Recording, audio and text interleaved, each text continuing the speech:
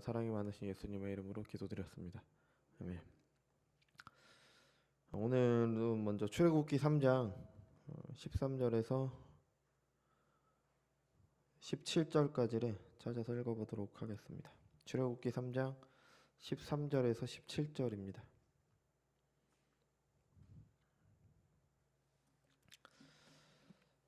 제가 봉독해 드리겠습니다. 출애굽기 3장 13절에서 17절. 모세가 하나님께 아뢰되 내가 이스라엘 자손에게 가서 이르기를 너희의 조상의 하나님이 나를 너희에게 보내셨다 하면 그들이 내게 묻기를 그의 이름이 무엇이냐 하리니 내가 무엇이라고 그들에게 말하리이까. 하나님이 모세에게 이르시되 나는 스스로 있는 자니라. 또 이르시되 너는 이스라엘 자손에게 이같이 이르기를 스스로 있는 자가 나를 너에게 보내셨다 하라. 하나님이 또 모세에게 이르시되 너는 이스라엘 자손에게 이같이 이르기를 너희 조상의 하나님 여호와 곧 아브라함의 하나님, 이삭의 하나님, 야곱의 하나님께서 나를 너희에게 보내셨다 하라. 이는 나의 영원한 이름이요 대대로 기억할 나의 칭호니라. 너는 가서 이스라엘의 장로들을 모으고 그들에게 이르기를 여호와 너희 조상의 하나님 곧 아브라함과 이삭과 야곱의 하나님이 내게 나타나 이르시되 내가 너희를 돌보아 너희가 애굽에서 당한 일을 확실하게 보았노라. 내가 말하였거니와 내가 너희에게 애굽의 고난 중에서 인도하여 내어 젖과 꿀이 흐르는 땅 곧 가나안 족속, 헷 족속, 아모리 족속, 브리스 족속, 히위 족속, 여부스 족속의 땅으로 올라가게 하리라 하셨다 하면 아멘. 오늘은 일단 거기까지만 보도록 하겠습니다. 오늘은 1에서 3계명을 마지막으로 살피겠습니다. 다음 주부터는 4계명에 대해서 살필 건데요. 1계명은 나 외에 다른 신을 섬기지 말라였고 2계명은 우상을 만들지 말라는 명령이었습니다. 그런데 이 두 계명은 서로 다른 계명이라기보다는 같은 주제가 발전된 것으로 볼 때 조금 더 이해가 잘 됩니다. 1계명은 바른 신관에 대한 거죠. 하나님께서 유일한 신이십니다. 그러니까 하나님만이 창조주이시며 하나님만이 구원자이십니다. 그런 하나님에 대해서 바로 안다면 그에 대한 당연한 반응으로 하나님을 사랑하고 경배해야 됩니다. 다른 것들은 모두 하나님 앞에서 상대화되어야 됩니다. 하나님보다 덜 사랑해야 됩니다. 그러니까 절대적인 게 아닙니다. 가족 간의 사랑, 이 세상에서 내가 이루고자 하는 것들, 심지어 나 자신까지도 하나님보다 더 사랑하면 안 됩니다. 이 계명은 이런 하나님에 대한 바른 생각이 우상을 만들지 않는 것으로 나타나는 것을 말합니다. 하나님만을 섬기기 때문에 다른 신을 만들지 않습니다. 뿐만 아니라 더 중요하게는 하나님만을 섬기기 때문에 하나님께서 성경을 통해 계시하신 하나님이 아닌 다른 하나님을 만들거나 생각에 품거나 마음에 품거나 아니면 겉으로 만들어내지 않습니다. 하나님 말고 다른 신을 우상으로 만들든지 아니면 하나님에 대한 잘못된 생각으로 우상을 만드는 이유는 나의 행복 때문입니다. 자기 자신의 유익을 위해 우상을 만들기 때문입니다. 결국 1계명과 2계명은 하나님에 대해 바로 알고 그에 대한 합당한 반응으로 나를 위해서라는 목적이 아닌 나를 사랑하는 것이 아니라 하나님을 사랑하는 것, 그게 바로 1계명과 2계명이라고 할 수 있습니다. 우리가 그 10계명을 통해서 1계명과 2계명을 배우고 나머지 계명을 통해서도 그 의미를 배울 건데, 우리는 그것을 배우는 이유는 배워서 지키기 위한 거죠. 그러니까 배워서 아는 것에서 그치지 말고 지켜야 됩니다. 그러니까 다른 모든 율법도 마찬가지지만 1계명과 2계명을 지키기 위해서는 가장 먼저는 기록된 그대로를 지켜야 되는 거죠. 그러니까 10계명은 먼저 8개 하지 말라는 명령과 2개 하라는 명령으로 되어 있어요. 그러니까 4계명과 5계명 안식일을 기억하여 거룩하게 지키라, 이거 하라죠. 부모를 공경하라, 이것도 하랍니다. 근데 나머지는 다 하지 말라죠. 근데 이 하라는 명령에는 하지 말라는 명령이 같이 들어가 있고요. 하지 말라는 명령에는 하라는 명령이 필요합니다. 같이 들어가 있어요. 그러니까 나 외에 다른 신을 섬기지 마라, 하나님만 섬겨라, 유일하게 하나님만 섬겨라, 이런 의미도 있는 거죠. 안식일을 지켜라, 안식일을 어기지 말라, 이런 하라와 하지 마라가 함께 있는 겁니다. 그래서 우리는 먼저 10계명을 지키기 위해서는 그 계명의 2가지 측면, 하지 말라는 부정적인 명령은 하라까지 생각을 해서 그 의미를 알아야 되고, 하라는 명령은 하지 말라는 의미를 알아서 이제 지켜야 되는 거죠. 근데 하나님께서 그러면은 어떻게 지키는 게 맞는 거냐? 그러니까 하나님만을 섬기라고 했는데 그럼 우리가 그것을 어떻게 지켜야 되냐? 그것에 대해서 구체적인 예를 전부 다 말씀해 주시지는 않으셨습니다. 그래서 물론 주시기는 했어요. 그 신명기를 보면은 신명기 5장에서 10계명이 나온 뒤에 그 이후에 10계명 전체가 뭐 1계명, 2계명 이 순서대로 이제 구체적으로 그걸 어떻게 행할지를 얘기를 해줍니다. 근데 그들에게 주신 거는 이스라엘이 당시 그 시대 속에서 지킬 수 있는 걸 주신 거예요. 뭐 예를 들어서 안식일을 거룩하게 지켜라. 나무를 안식일에 나무를 한 자는 죽일지어다. 이런 명령이 들어가 있어요. 근데 우리는 더 이상 나무를 하지는 않잖아요. 그러면 그 명령을 우리 시대에 맞게 어떻게 지킬 것인가 이걸 고민을 해서 지켜야 되는 겁니다. 그러니까 세세한 규례들은 그럼 이 십계명의 계명을 그 시대 사람들에게 어떻게 지킬 것을 나타내 주시는 동시에 그럼 우리가 그걸 통해서 우리 시대에 어떻게 지킬 것인가를 고민하도록 만드는 게 바로 그 세세한 규례들인 겁니다. 그러니까 뭐 음식법도 그렇고요. 그런 것들이 필요 없는 게 아니라 이걸 통해서 우리에게 말씀하시고자 하는 게 뭔지를 알고 우리도 십계명을 지킬 때 그것에 맞춰서 지켜야 되는 거죠. 먼저는 율법의 참 의미를 아는 게 가장 중요합니다. 그래서 하라와 하지 말라는 명령을 통해서 그 의미를 먼저 분명히 알고 그걸 통해서 내 시대에 맞게 이 시대에 맞게 어떻게 지킬 것인가 그 구체적인 예가 신명기의 율법 속에 나와 있기 때문에 그것을 보면서 이거를 우리가 어떻게 지킬 것인가 고민하는 과정이 필요한 거죠. 그리고 무엇보다도 예수님께서는 율법의 참 의미를 가르치셨어요. 하나님 사랑과 이웃 사랑이잖아요. 그럼 하나님 사랑과 이웃 사랑이라는 의미에서 우리가 율법의 참 의미를 밝혀주셨기 때문에 그것을 우리에게 어떻게 적용할 것인가 우리 시대와 우리 상황과 우리의 환경 속에서 재해석하고 재적용을 하는 거예요. 그러니까 십계명 자체를 바꾸는 게 아니라 그 의미는 이미 나와 있는 겁니다. 그럼 이 의미를 우리의 상황에서 어떻게 지킬 것인가는 바뀌는 거죠. 예를 들어서 우상을 만들지 말라는 이계명의 경우 우리는 더 이상 그리스도인인 우리는 뭐 다른 사람들은 모르지만 그리스도인들인 우리를 생각을 해보면 우리는 우상을 만들진 않아요. 근데 자기를 사랑하는 것이 우상을 만드는 것의 근본 정신이잖아요. 그러니까 자신을 사랑하지 않는 게 하나님을 사랑하는 겁니다. 이런 근본 정신을 알았다면 나를 부인하고 하나님을 사랑하는 것을 내가 내 삶 가운데 어떻게 실천할 것인가 이걸 고민을 하는 거죠. 이게 이계명을 지키는 거죠. 이게 하나님을 사랑함으로 이계명을 지키는 게 되는 겁니다. 살인하지 말라는 계명을 보면 조금 더 분명하는데 뭐 사람을 죽이지 말라는 명령이 그 안에 있죠. 우리는 사람 죽이면 안 됩니다. 일단 문자 그대로도 지켜야 되는 거예요. 근데 그것뿐 아니라 사람을 살인하지 말라는 명령은 다른 사람의 생명도 소중히 하라는 명령도 같이 있는 겁니다. 그럼 우리는 그 말 그대로를 지키는 거예요. 그런데 세상이 변했죠. 예전에는 성경에 보면 신명기에 보면은 그때 사람들의 생명을 소중히 여기는 방법들이 나와 있어요.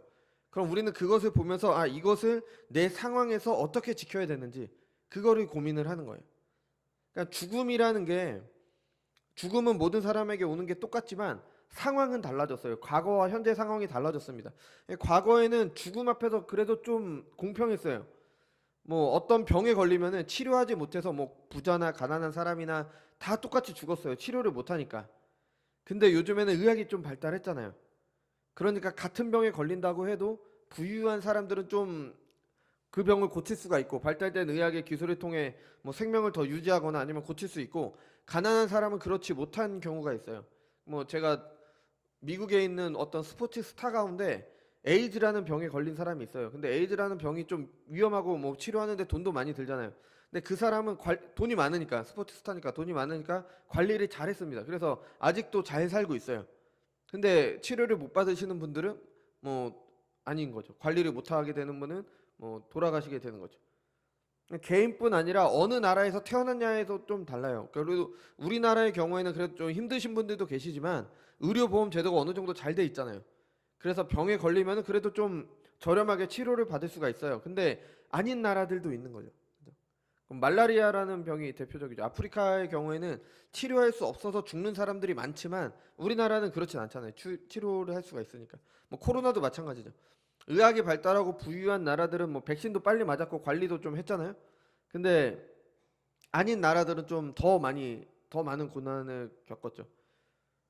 그러니까 또 이번에 뭐 전쟁 난 것도 마찬가지. 우리나라 같은 경우에는 전쟁의 위험은 있지만 지금 전쟁은 안 났지만 지금 당장 그 사람들은 전쟁이 난 지역에 있는 사람들은 죽음을 눈앞에 두고 있는 거예요. 그러니까 죽음이 과거에 비해서는 상당히 이렇게 평등하지 않게 그렇게 돼 있습니다.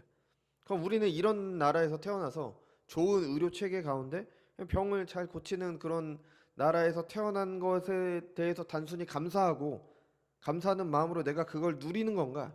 아니면은 다른 나라를 어떻게 도울 방법을 찾아야 되는 건가? 약간 이 그 살인하지 말라는 계명, 그 다른 사람의 생명을 소중히 하는 의미에서 그럼 나는 그것을 내 상황에서 어떻게 지킬 것인가에 대해서 조금 더 고민을 하게 되는 거죠.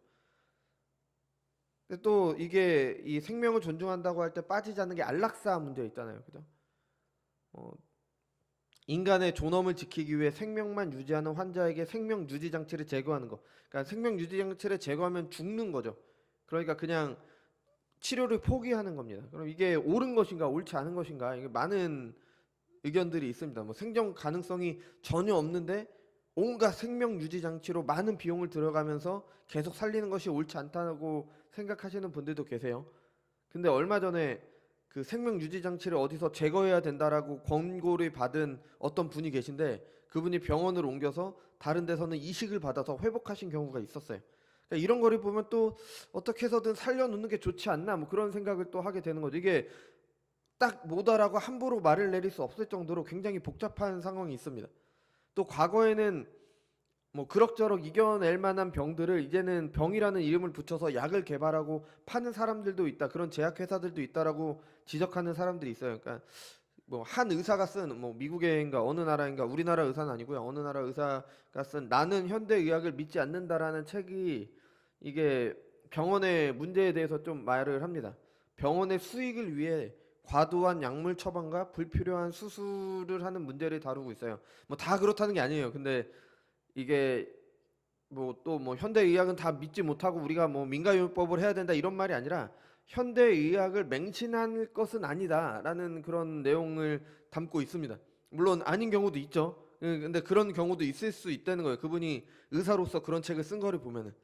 그러니까 의학의 발달은 분명 인류의 건강과 행복에 기여를 했죠. 근데 불평등의 문제가 있습니다.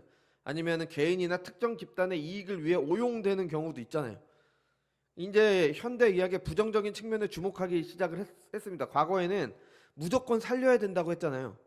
근데 지금은 적절하게 죽어야 된다라고 생각하는 사람들도 생기기 시작한 거예요. 이렇게 시대가 바뀌었잖아요. 죽음을 바라보는 관점이나 죽음이 우리에게 의미하는 거, 죽음을 맞이하는 거, 아니면 죽게 되는 경우, 치료할 수 있냐 없냐 이런 것들이 다 바뀌었기 때문에 이게 살인하지 말라는 계명을 지키려는 신자에게는 이런 시대가 새로운 도전이 되는 겁니다. 생명을 존중해야 된다라는 건 변하지 않아요. 근데 그럼 어떻게 존중할 것인가는 내 상황과 시대에 맞춰서 바뀌게 되는 거죠. 우리는 그걸 고민을 하는 겁니다. 이게 그래서 뭐 여러 가지 생각거리가 있고 뭐 쉽게 결론을 내리지 못할 논의거리들이 많죠. 그래서 이게 뭐 벌써 뭐 서구에 있는 교회들에게서 많이 논의가 되고 있고 우리나라에서도 하고 있고요. 그죠? 근데 이렇게 하는 게 십계명을 진지하게 하나님을 사랑함으로 십계명을 지키는 신자의 모습인 겁니다.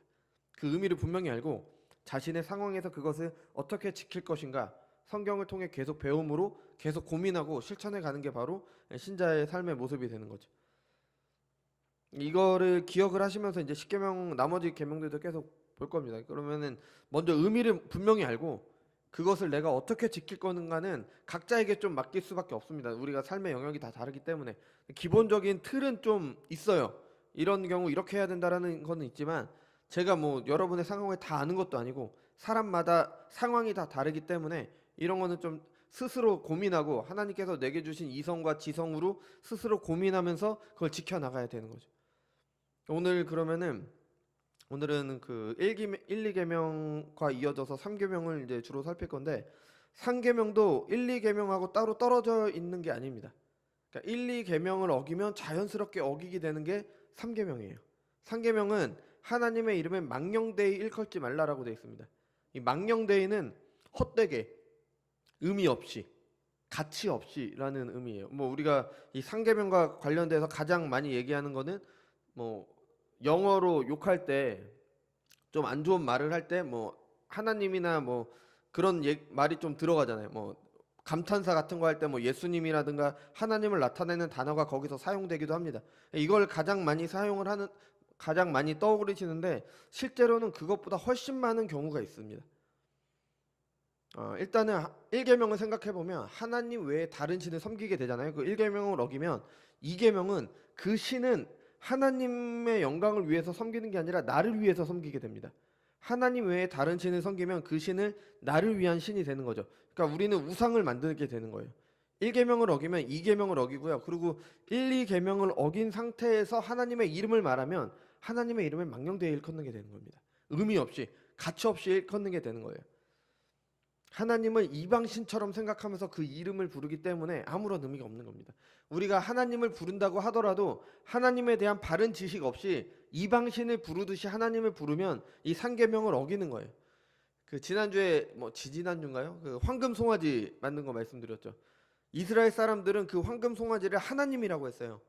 근데 우상 숭배잖아요. 하나님이 아니라 계시된 하나님이 아니라 자신들이 생각한 하나님이기 때문에 그들이 아무리 하나님을 부르더라도 하나님의 이름을 망령되이 부르는 겁니다. 헛되이 의미 없이 부르는 거예요. 이런 경우가 있죠. 어떤 장사하시는 분이 있는데 이것도 중고차 파시는 분인데 그 분이 중고차 판매하시는 분이 다 그렇다는 게 아니라 일부 그런 분이 계시는 건데 다른 장사하시는 분들도 계시겠죠. 아무튼 장사하시는 분이 나는 예수 믿는 사람이라면서 다른 사람을 속여서 장사하는 그런 내용이 있어요. 그러니까 이런 것들이 하나님의 이름을 헛되이 부르는 거죠. 그거는 예수를 믿는 게 아니죠. 다른 사람을 속여서 장사하는 사람이 하나님을 믿는다는 사람이 그렇게 나오는 거는 하나님의 이름을 헛되게 부르는 겁니다. 아무 가치 없이 의미 없이 부르는 거예요. 그러니까 아무리 우리가 하나님의 이름을 부르면서 제사 드리고 예배 드리고 한다고 하더라도 하나님에 대해서 바른 신관이 없이 내 생각으로 만들어낸 신을 하나님으로 부르면 그거는 하나님의 이름을 망령되이 일컫는 게 되는 겁니다. 그러니까 사업을 시작할 때 사람들은 뭔가 처음 시작할 때 돼지머리를 갖다 놓고 고사를 지내잖아요. 그것처럼 하나님의 이름을 사용을 하는 거예요. 그게 망령되이 일컫는 거죠. 이게 교회 안에도 여전히 많이 있습니다. 우리는 거기에서 벗어나기가 힘들어요. 우리 신자들하고 하더라도 칼빈이 말한 것처럼 사람의 마음은 우상을 만들어내는 공장이기 때문에 힘듭니다. 저도 마찬가지고 다 마찬가지죠. 하나님을 사랑하고 경배의 대상으로 알고 자기 뜻을 포기해야 하겠다는 심정으로 하나님의 이름을 부르기보다는 자기 행복을 위해 하나님을 부르는 모든 행위가 하나님을 우상처럼 섬기는 거고, 그리고 그게 바로 하나님의 이름을 망령되이 일컫는 거죠. 이게 근데 아주 미묘해요. 왜냐면 우리 삶을 위해 하나님께 간구하는 거 당연히 맞습니다. 너무 당연한 거예요. 우리의 필요를 하나님께서 공급하시는 분이시기 때문에 당연히 하나님께 그 필요를 간구해야 됩니다. 근데 그 필요를 구하는 이유가 내가 하나님을 섬기는 삶을 살기 위해서 필요한 것들을 구하는 겁니다. 내가 하나님께 영광 돌리는 삶을 살기 위해 필요를 구하는 거지, 내가 세상에서 이루고 싶은 소망을 위해 하나님의 이름을 부르는 게 아니에요. 그러면은 내가 이루고 싶은 소망을 위해 하나님의 이름을 부르면 우상 숭배가 되는 거고 하나님의 이름을 망령되이 일컫는 게 되는 거고요. 똑같은 걸 구하더라도 내가 하나님의 영광을 위해서 살아야 되는데 저에게 이러이러한 문제가 있습니다. 근데 이거를 제가 아굴의 기도처럼 너무 부하게도 마시고 너무 가난하게도 마셔야지 제가 하나님께 영광 돌리는 삶을 살 수 있습니다. 이렇게 간구하는 거는 전혀 아니라는 거죠. 우상 숭배가 아니라는 거죠. 그래서 하나님을 사랑하는 마음에서 같은 것을 하더라도 하나님을 사랑하는 마음에서 해야지 그게 우상 숭배가 아닌 게 되는 겁니다. 그래서 이런 마음으로 하나님의 이름을 불러야지 상계명을 어기지 않게 되는 겁니다. 그럼 하나님의 이름에 대해서 우리 잠깐 생각을 해보려고 하는데, 그러면은 우리가 하나님에 대해서 바로 알고 하나님의 이름을 바로 불러야 된다고 했잖아요. 그럼 그 하나님이 어떤 분이신가요? 성경에는 여러 가지 하나님의 이름이 나옵니다. 오늘에는 여호와라는 이름이 나오죠. 나는 스스로 있는 자라는 이름이 나오고, 어디에서 엘샤다이 하나님 전능하신 하나님 이런 이름도 나오고, 엘로힘 보통 많이 나오죠. 이런 이름도 나오는데 여러 가지 이름이 나오지만 오늘은 이 이름을 좀 볼 텐데요. 하나님께서 모세에게 하나님의 이름을 알려주셨죠. 나는 스스로 있는 자다. 이게 굉장히 잘 번역됐습니다. 이게 근데 그럼에도 불구하고 그 의미를 다 전달해 주지는 못해요. 이게 히브리어로는 4개의 자음으로 되어 있어요. 히브리어는 보통 자음이 중요하기 때문에 4개의 자음으로 되어 있습니다. 근데 히브리 문법으로 보자면 영어에서 비동사랑 좀 비슷해요. 그러니까 우리나라 말에는 그 비동사라는 게 없기 때문에 좀 생소해요. 있는 그대로 말하자면 무엇이다, 무엇이 되다, 이런 의미입니다. 그 히브리어 4글자가 무엇이다, 무엇 되다. 그런데 그게 명사니까 존재하는 자, 존재하게 하는 자, 되게 하는 자, 뭐 이런 의미로 번역이 될 수 있어요. 그래서 나는 스스로 있는 자다. 이것도 하나의 의미가 될 수 있는 겁니다. 존재하는 자이기 때문에. 그죠? 하나님께서는 스스로 존재하시면서 만물을 존재하도록 하셨고 모든 일이 되게 하셨습니다. 그냥 이게 뭐 나는 스스로 있는 자 안에 이런 의미가 다 담겨 있는 거예요. 이거 근데 이렇게 번역을 하더라도 그 의미가 아직도 분명하지 않아요. 이게 신학자들 사이에서도 많은 논의가 있는 그런 언어입니다. 그런 이름이죠. 그 의미를 전부 이해하지 못하기 때문에. 근데 어떻게 보면 너무 당연하죠. 사람이 하나님을 완전히 알 수는 없으니까. 그죠? 하나님께서 하신 일을 통해서 뭐 알 수가 있는 것뿐이죠. 심지어 발음도 몰라요. 이 나는 스스로 있는 자 이 네 글자 있잖아요. 발음도 모릅니다. 그래서 우리가 보통 여호와 또는 야훼라고도 하잖아요. 이게 두 개가 같은 말이에요. 근데 발음을 모르니까 어느 거에서는 여호와라고 하고 어떤 거에서는 야훼라고 합니다. 근데 뭐 뭐라고 하든 뭐 크게 상관은 없어요. 왜냐하면 정확하지 않으니까 여호와 또는 야훼 뭐 그렇게 되는데 그게 바로 나는 스스로 있는 자라는 이름이에요. 근데 이게 왜 발음이 전해지지 않았냐면은 이스라엘 사람들은 이 하나님의 이름이 너무 거룩하기 때문에 글을 쓰다가 이 하나님의 이름을 써야 되는 경우가 있잖아요. 형 그 글을 쓰다가 그 당시에는 붓이었겠죠. 그죠? 그 글을 쓰다가 하나님의 이름을 써야 되면은 새 붓으로 썼습니다. 그 네 글자를 쓴 다음에 거룩한 이름을 쓰고 났으니까 그 붓을 부러뜨렸어요. 그만큼 하나님의 이름을 거룩하게 사용을 했습니다. 그러니까 너무 거룩하니까 하나님의 이름을 함부로 부르지도 않았어요. 그래서 발음을 모르는 겁니다. 그냥 자음 4개만 남았고 그 4개에다가 모음이 보통 점으로 찍히거나 어떻게 되는데 그게 잊어버린 거예요. 너무 안 쓰다 보니까. 그러니까 그 너무 그 발음도 제대로 모릅니다. 대신 이 사람들이 이 4개의 문자를 쓰기는 그 문자를 쓰고 나서 읽을 때는 아도나이라고 읽었습니다. 아도나이는 나의 주님이란 뜻이에요. 그러니까 하나님의 이름을 쓰기는 쓰는데 읽을 때는 나의 주님이라고 읽은 겁니다. 그래서 영어 성경에서는 아직도 이것을 영어 뜻의 로드라고 그렇게 번역을 합니다. 우리나라 성경은 뭐 여호와라고 번역을 하지만요.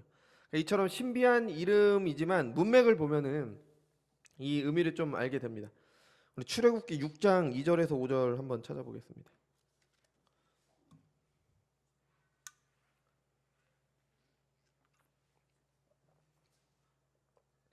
출애굽기 6장 2절에서 5절입니다.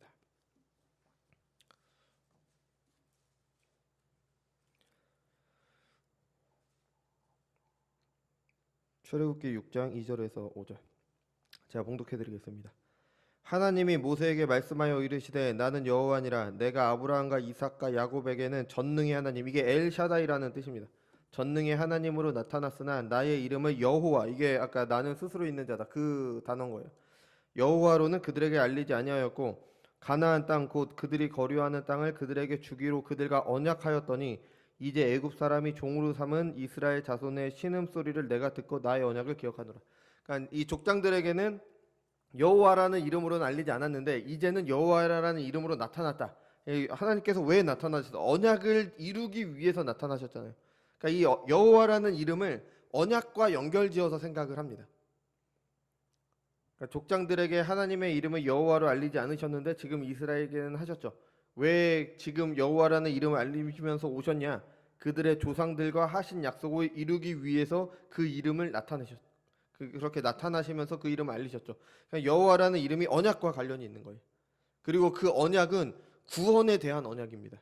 다른 언약이 아니라 구원에 대한 언약. 구원을 약속하시고 그것을 성취하는 것과 관련해서 여호와라는 이름이 나오게 되는 겁니다. 그리고 그 언약은 반드시 이루어지죠. 왜냐하면 하나님께서는 전능하시고 신실하시기 때문에 맺으신 언약을 수정하거나 폐하지 않고 이제 반드시 이루십니다. 사람의 약속은 아니죠. 사람의 약속은 변합니다. 지금 한참 대통령 선거인데 선거 운동을 할 때 후보들이 공약을 많이 내세우잖아요. 그죠? 근데 그게 뭐 지켜지는 것도 있지만 안 지켜지는 것들도 있죠. 그리고 한 대통령이 어떤 공약을 지키려고 정책을 펼치다가 5년이 되면 끝나잖아요. 5년 후에 다른 대통령이 되면 다른 생각을 가진 대통령이 나오면 그것을 아예 뒤집어 버리는 그런 경우도 많이 있죠. 그러니까 좀 그 좀 정책의 일관성이라는 게 그런 게 좀 떨어집니다. 그래서 뭐 어느 대통령이 문제다 그걸 말씀드리는 게 아니라 한 나라의 약속도 이처럼 쉽게 변할 수가 있습니다. 사람의 약속은 그래요. 근데 하나님의 약속은 아니죠. 하나님의 언약은 반드시 이루어집니다. 하나님은 신실하신 분이시기 때문에 하나님께서는 전능하십니다. 모든 것을 다 하시죠. 뭐 다 하실 수 있고 전지하십니다. 모든 것을 다 알고 계십니다. 어떤 것도 하나님께서 하시는 일에 영향을 줄 수는 없어요.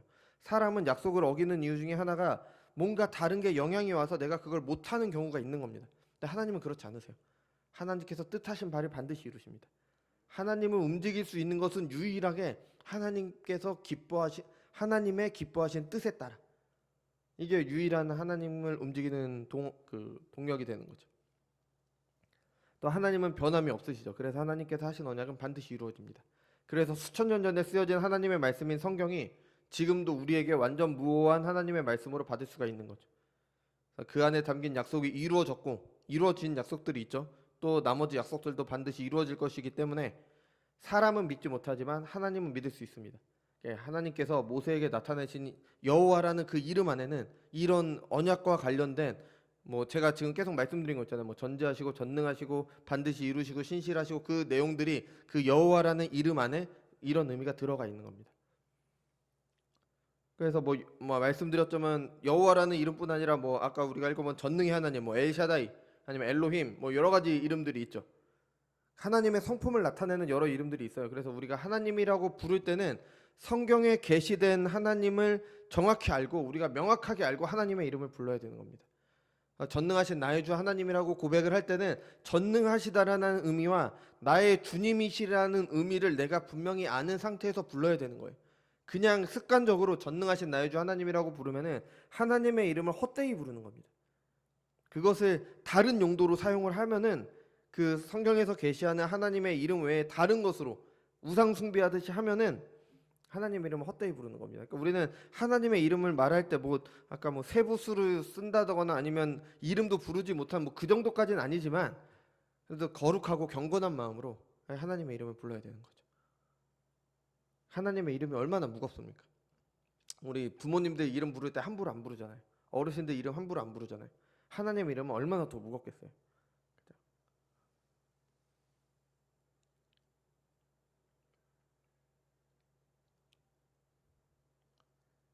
그럼 어떤 마음으로 하나님의 이름을 불러야 되냐? 1, 2계명을 지키는 상태에서 하나님의 이름을 부르는 겁니다. 하나님께서 어떠한 분이신지 명확히 알고 오직 하나님만 사랑하고 하나님만 섬기며, 그래서 하나님 외에 다른 신을 만들거나 내 마음 안에 일체의 다른 우상들, 다른 신에 대한 생각들, 다른 하나님에 대한 생각을 다 버리고 하나님의 이름을 바로 부를 때 그게 하나님의 이름을 의미 있게 부르는 겁니다. 무가치하게 부르는 게 아니라. 그래서 1, 2계명을 지키는 상태에서 하나님의 이름을 부를 때 3계명도 지키게 되는 거죠. 그래서 우리가 1, 2, 3계명을 같이 보는 이유가 그런 이유가 있는 겁니다. 그래서 우리가 말씀드린 것처럼 10계명을 지킬 때는 먼저 문자 그대로의 의미를 지켜야 돼요. 그래서 하나님의 이름을 망령되이 일컬어서는 안 됩니다. 그래서 있는 1에서 3계명도 마찬가지입니다. 말하는 그대로 지켜야 됩니다. 마음속으로 하나님에 대한 바른 지식이 있어야 돼요. 내가 생각한 신이 아니라 성경이 계시하는 하나님을 내 마음속에 유일한 신으로 두어야 됩니다. 그리고 나를 위해 우상을 만들지 말아야 됩니다. 눈에 보이는 형체도 만들어서는 안 돼요. 하나님과 관련된 어떤 것을 섬기려고 해서는 안 됩니다. 그래서 교단에서 십자가 없앴잖아요. 그건 참 잘한 거라고 생각이 들어요. 하나님과 관련된 걸 섬기는 게 아니라 하나님을 섬기는 거기 때문에. 그렇죠? 그래서 하나님을 나타내는 무언가를 섬김의 대상으로 섬기면 안 되고 나를 위한 신으로 생각하고 하나님을 섬겨서도 안 됩니다. 이런 정당한 지식과 합당한 경외감 없이 하나님의 이름을 함부로 부르는 게 바로 3계명을 어기는 거잖아요. 그러니까 이 정당한 지식과 합당한 경외감을 가지고 하나님의 이름을 부르는 게 3계명을 지키는 겁니다. 이렇게 문자 그대로 지켜야 되지만 최후에는 하나님을 열렬하게 사랑해서 그에게 기쁨을 드릴 일을 찾아서 함으로 1에서 3계명을 지키게 되는 겁니다. 내가 하나님을 사랑하기 때문에 하나님을 섬기기 위해서, 그 사랑하는 하나님을 기쁘시게 하기 위해서 내가 하나님께 하는 일을 통해서 1에서 3계명을 지키는 거예요. 다른 계명들도 마찬가지예요. 우리 고린도전서 13장 한번 찾아보겠습니다. 고린도전서 13장 1절에서 3절입니다.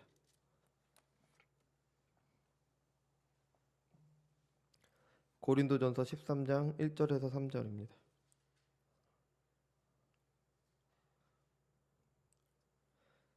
다 잘 아시는 부분이죠. 내가 사람의 방언과 천사의 말을 할지라도 사랑이 없으면 소리나는 구리와 울리는 꽹과리가 되고, 내가 예언하는 능이 있어 모든 비밀과 모든 지식을 알고 또 산을 옮길 만한 모든 믿음이 있을지라도 사랑이 없으면 내가 아무것도 아니요 내가 내게 있는 모든 것으로 구제하고 또 내 몸을 불사르게 내줄지라도 사랑이 없으면 내게 아무런 유익이 없느니라. 아멘. 이 모든 게 하나님에 대한 사랑에서 나와야 되는 겁니다.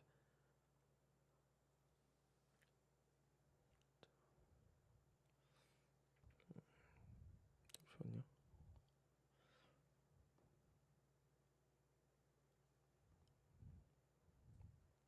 사랑 없이 기계적으로 율법을 지키고 습관적인 종교 생활을 하는 위험에 대해서 사도 바울이 이야기를 해주고 있는 거죠. 하나님에 대한 사랑으로 이런 모든 것들이 다 행해져야 되는 겁니다. 그래서 하나님을 사랑하고 이웃을 사랑하는 것이 십계명의 정신이고 그 정신으로 모든 것을 행하는 거죠. 그러니까 우리는 오늘까지 1에서 3계명을 살폈습니다. 그죠? 하나님을 사랑함으로 그를 섬기는 것이 어떤 것인지에 대해서 생각을 해봤어요. 1에서 3계명의 문자들이 나타내는 의미를 살폈습니다. 그럼 이제 하나님의 지혜를 구하면서 성령께서 조명하셔서 이 말씀을 깨닫게 하시고 이 말씀을 통해 내 영과 함께 일하심으로 인도하실 것을 간구하면서 내 삶 속에서 실천을 하는 겁니다. 생각을 해보면은 그동안 했던 것 중에 내가 무엇을 하지 말아야 되는지에 대한 생각이 드실 수 있습니다. 아니면 이제 하나님을 사랑함으로 내가 무엇을 해야 되는지, 하나님 외에 다른 신을 두지 않고 우상을 만들지 않고 그의 이름을 망령되게 일컫지 않기 위해서 내가 어떻게 하는 게 맞는 건지 이제 생각을 하시게 될 겁니다. 그럼 이제 그것에 대해서 하나님의 말씀으로 묵상하시고 기도하시면서 행하시길 바랍니다. 그냥 생각하는 게 아니라 하나님의 말씀에 기초해서 신명기 쪽 말씀 읽어보시고 또 다른 쪽 말씀 읽다 보면은 이게 어떻게 계명들과 연결이 될 수밖에 없어요. 왜냐하면 신자들에게 이렇게 행하라고 하신 거에 신자들에게 원하는 삶이 바로 이것이기 때문에 당연히 연결될 수밖에 없습니다. 그러면 이 사람들은 어떻게 했고 그럼 그것을 내가 내 삶 가운데 어떻게 행해야 될지 이런 식으로 생각을 하시면은 도움이 많이 되실 겁니다. 이게 이렇게 하는 게 이게 뭐 아니 나 살기도 바빠 죽겠는데 내가 이런 것까지 해야 되냐? 근데 우리가 살아야 되는 이유와 목적이 바로 이런 삶을 위해서입니다. 하나님께서 나를 죄인들 가운데 택하신 이유는 내가 이런 삶을 살라고 하나님의 십계명을 지키는 삶, 그 삶을 통해서 하나님께 영광 돌리는 삶을 살라고 나를 부르신 겁니다. 그럼 우리는 당연히 마땅히 이것을 어떻게 지켜야 될지 고민을 해야 되는 겁니다. 너무 당연한 거죠. 이게 우리가 사는 이유이기 때문에. 바빠서 이것을 못한다는 것은 수단 때문에 목적을 잊어버린 거예요. 우리는 이걸 하기 위해서 다른 걸 하는 겁니다. 이거 잊지 마시고 이렇게 고민하시면서 하나님께 기도하시면서 이렇게 지켜나가시기 바랍니다. 다음 주부터는 사계명에 대해서 살피도록 하겠습니다. 기도하겠습니다.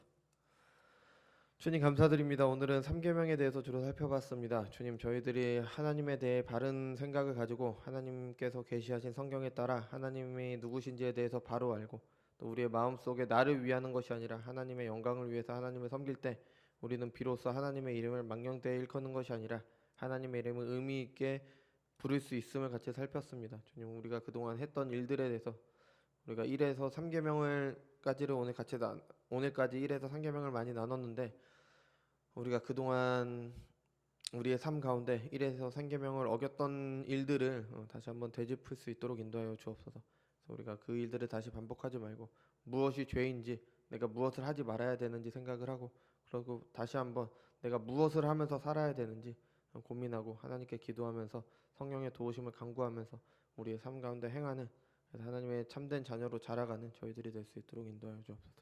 그것이 하나님께서 우리에게 바라시는 하나님께 영광 돌리는 삶이며 우리의 삶의 이유와 목적임을 잊지 말고 그것에 게으르지 않고 그것을 목적으로 삼고 살아가는 저희들가 될 수 있도록 인도하여 주옵소서. 감사드리며 사랑이 많으신 예수님의 이름으로 기도드렸습니다. 아멘. 주기도문으로 마치겠습니다.